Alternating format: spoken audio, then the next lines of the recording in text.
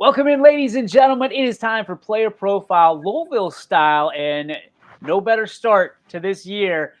This guy that I'm about to introduce the world to, 4 touchdowns on Friday night and a game-sealing interception that locked in the win for the Rockets. Ladies and gentlemen, from Lowellville, Geno Perry. What's up, buddy? How are you? Good. How are you? I'm doing well. Take me through. We have to start on Friday night. Your senior year, you break in 4 touchdowns. I mean, you get one that's kind of expected from you. Everybody knows your numbers from the years past.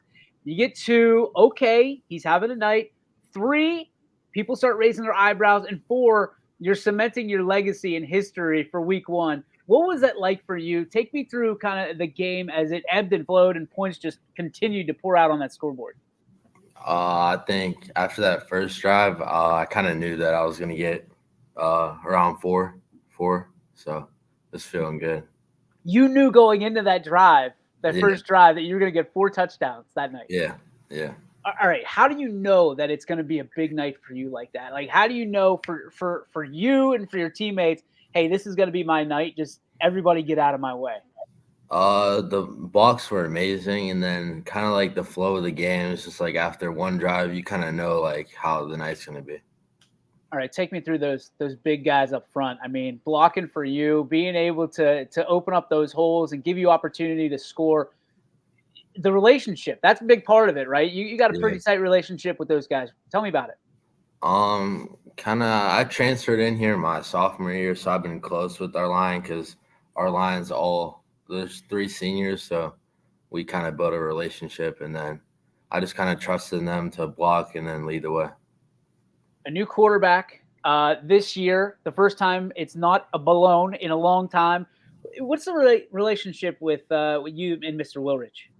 I've been friends with Ricky since I got here. He's kind of been younger, so I've always been like friends with the older kids, but Ricky's like been one of my closer friends, really. So we kind of had that relationship throughout the year.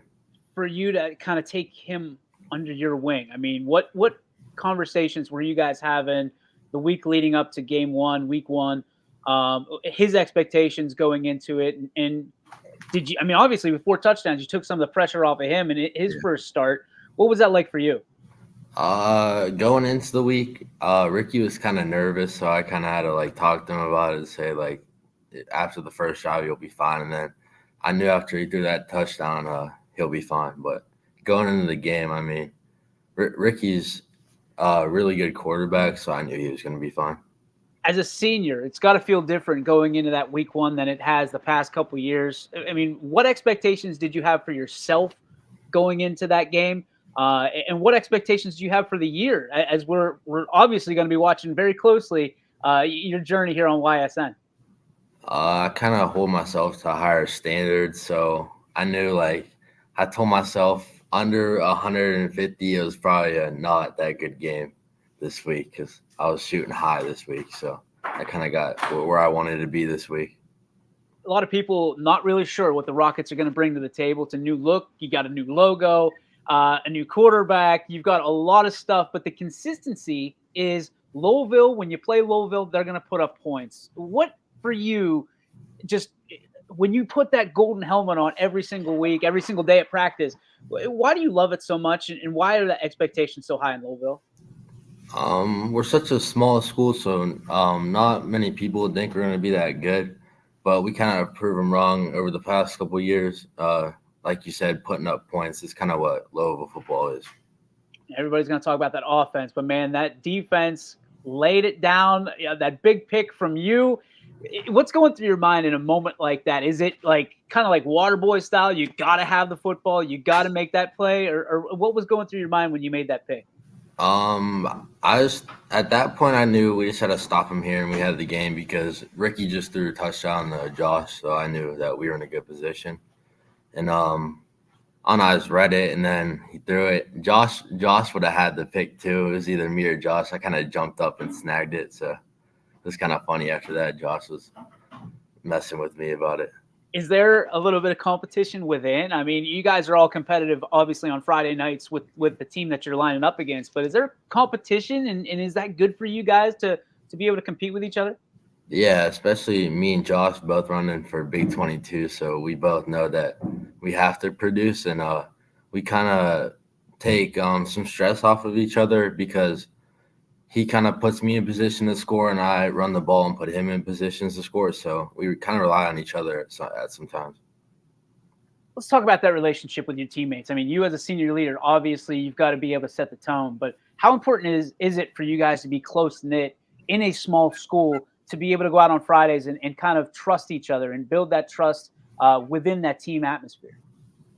Yeah, just all of us being closely connected, kind of it transfers onto the field. Just knowing and trusting your teammates at certain points in the game when you know you're going to need them.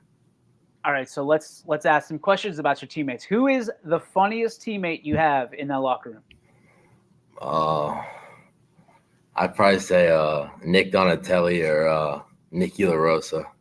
Who is the most serious? Who doesn't blink? Mm,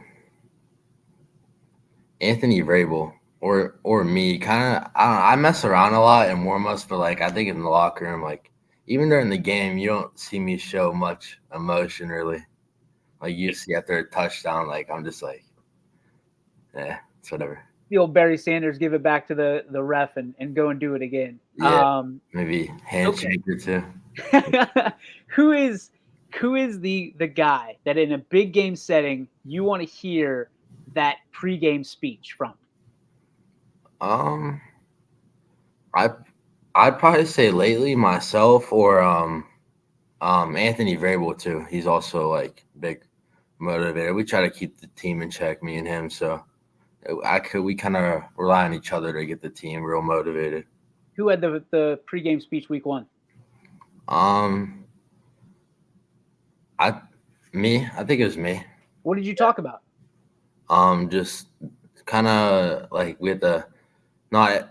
We were going into like you hear throughout the day a bunch of people telling us, "Oh, we're gonna lose." You have people kind of making jokes, and it was just like, "All right, we'll prove them wrong. We'll show them that we're just as good as a team as we are last year and the year before." What's the ultimate goal for this team? I mean, everybody has their calling card: offense, defense. We want to go and win, the league. We want to win regionals. Obviously, you want to win state. What's the goal for you guys internally? Of hey, this is what we have to get done if this is going to be a successful season. Obviously, winning league. We tied league last year. I think it was 2 or 3 way tie. So yeah, we're looking to win league and then also win that third round in playoffs. As your senior year kind of moves on, I mean, you just started school. What are some of the things you're looking forward to your senior year, maybe off the field as opposed to just on it? Um, not many people might know, but I love baseball, so that's what I also look forward to. And then also just building a connection, having fun my senior year before it all kind of ends. What are your plans? I mean, do you want to play ball at some form or fashion at the next level? Is there somewhere you want to go in specifics, and what do you want to study? I was thinking pre-law, and then I also want to go and play football in college. That's what I want to do. Pre-law. Okay, now that takes us to another aspect of this. I mean, if you're in pre-law, that means you got a lot of school ahead of you. What kind of pushed you towards that direction and wanting to study law? Uh, no one in my family's really in law, but my mom kind of thought that I would be good at it, so that's what I've kind of been looking forward to. Just What kind of law you want to study? What kind of lawyer you want to be? defense attorney. Okay, all right, I can see that. So for being a running back, for having the ball, you like having that attention, all that pressure on you. It sounds like, Yeah, huh? yeah. Baseball, what position? Center.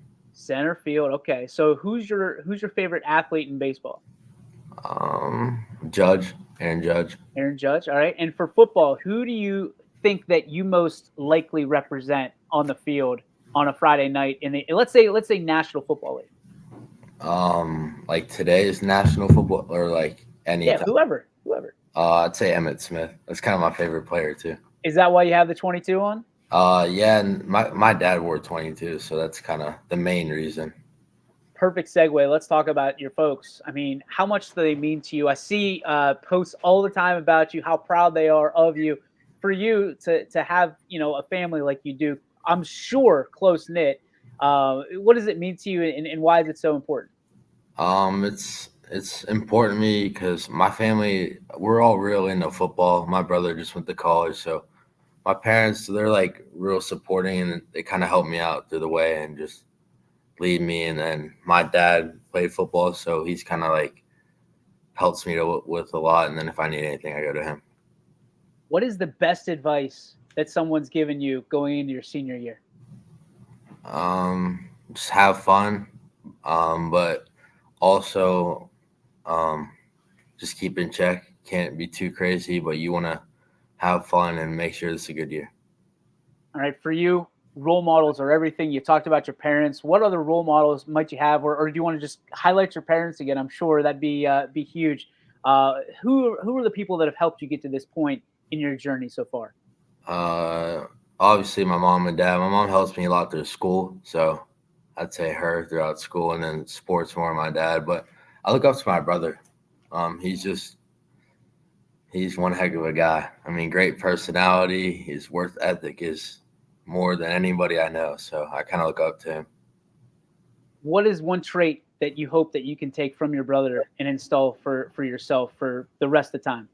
Kind of his talkative personality. I'm more of like a kind of quiet person. He's more outgoing. Like he's able to get along with more people. So I try and be like him with that. Ladies and gentlemen, Geno Perry, the star athlete, not just football. We got baseball too that he's real excited about. We'll talk to him then as well. Geno, thank you so much for taking time for us today. Best of luck this season, and we'll be watching. Thank you.